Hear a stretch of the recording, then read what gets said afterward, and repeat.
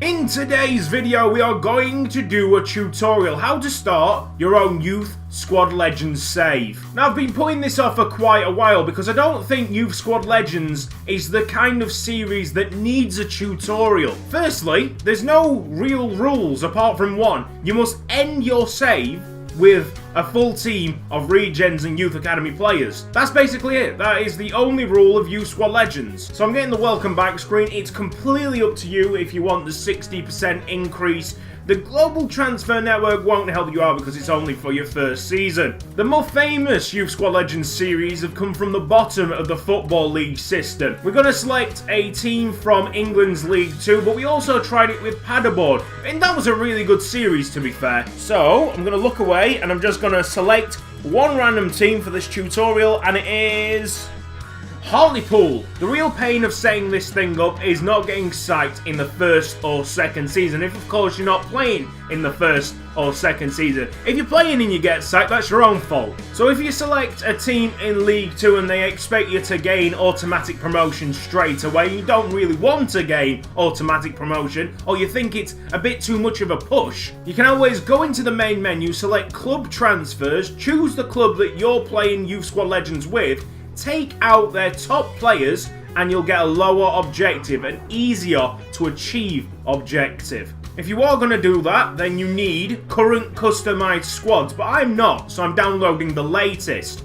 If you're starting from the bottom, you're not going to have that much money to play with, so I suggest you go into a pre-season tournament. Our first job, as soon as we get onto this main menu, hire youth staff. Now, I've got a tip for you. If you don't have that much money, you should go for 1-star, 1-star.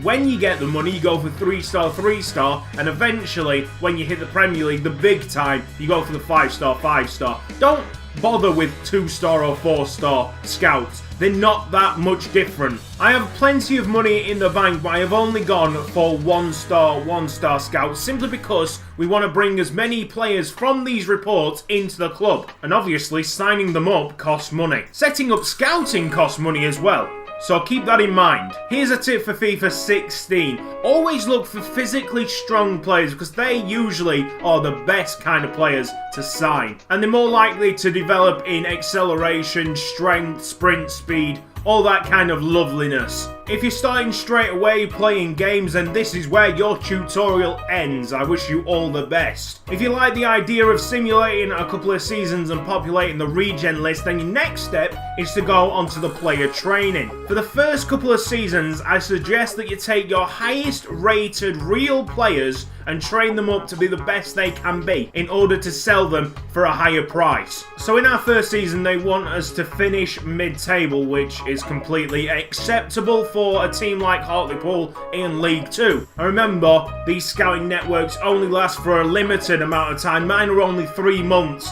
So after October, they will finish this scouting network and you'll have to assign them again. In terms of selling players in the first season, you only want to sell players with a low overall because you've got to make sure that you hit your objective for the season. Make sure that your board are happy. So we've transfer listed a handful of low overall players. There's a couple there that have recently joined the club and you can't transfer list them yet. Just keep them in mind. Make sure you transfer list them the next window. When you're in a transfer window, it's best to simulate through this kind of method, through the main menu, and just press advance. It will take you to the inbox every time you get a transfer offer. As for simulating games, it's better to do it through the calendar method. The results seem more realistic and you get fewer injuries. Now we move on to the scout reports, the most exciting part of the first 2 seasons. If you find a youth player that has a max potential of 90 overall or above, immediately put them into your youth squad. My Italian scout has brought back Gennaro Lapadula. Great name. His minimum potential is 71. His maximum potential is 94. 94 is the golden number. It's the highest maximum potential a player can get. Once the transfer window is done, simulate through the calendar because it is quicker. If you're a smaller club and you find a player that has a low potential but high overall, say 55 and above, then I suggest you go and sign that player. Even though in the future they might not become anything, they could make an instant impact to your first team. And because they have a 55-60 overall immediately, you can sell them off for a good price. We've got the perfect scenario here. The simulation hasn't been too kind to me. We are 19th place, 2 positions below our objective, so you realise you're going to have to pull results out of the bag. Save the game up and simulate until you win the game. We won 2-1, lovely. Go to the next match, save before the game, simulate until you win, and repeat the process until you're out of danger. Alternatively, you can always play the game if you want to try out your youth players before you really start your Youth Squad Legends series.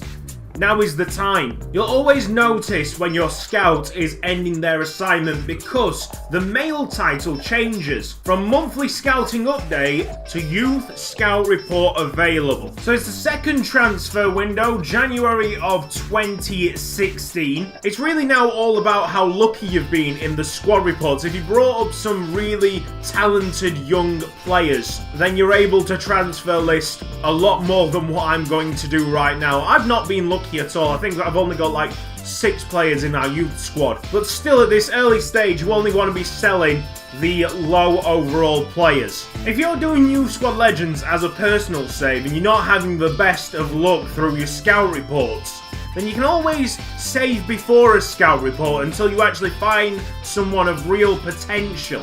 Yeah, we've only got 4 real good players in our youth squad. We've had to let a couple go because their potential dipped drastically. The first couple of seasons really determine what kind of Youth Squad Legends you're going to have. If you've been really lucky in the scout reports, then you're going to have a Youth Squad heavy series. If you've been unlucky like me, then you're going to have a regen heavy series. So you're going to have to rely on bringing players from other clubs, bringing free agents in to rebuild your squad. So we're now moving into the second season. Your first job is to get onto that free agents list and find gems. If you're in my situation right now and haven't got that many youth players coming through, get as many players as you can. If you've been lucky enough to get a full youth squad of very good players, then you might only need to sign 1 or 2. As for player training, if you've been lucky with your youth squad, then still keep training the high overall real players. If you've been unlucky and have to bring in regens, then train the regens that you sign up. In the second season of Simulation, you start selling your higher overall real players. If you've been training your higher overall players up, then you'll get more money in return. And that's basically it in terms of starting your own youth squad series. I've got one more tip for you, and this is about physical growth on your youth squad players. Players seem to develop better physically if they are under the overall of 60 when they are 16 years old. Myself and other YouTubers that do these kind of series, Barmer, DK, question why that is, but it seems to be the case, no matter how strange it sounds. This has been Cutzy. Thank you for watching this tutorial. Hopefully I've given you some tips that help you out building your own Youth Squad Legends. If this video has assisted you, then please give it a like, and I will see you next time.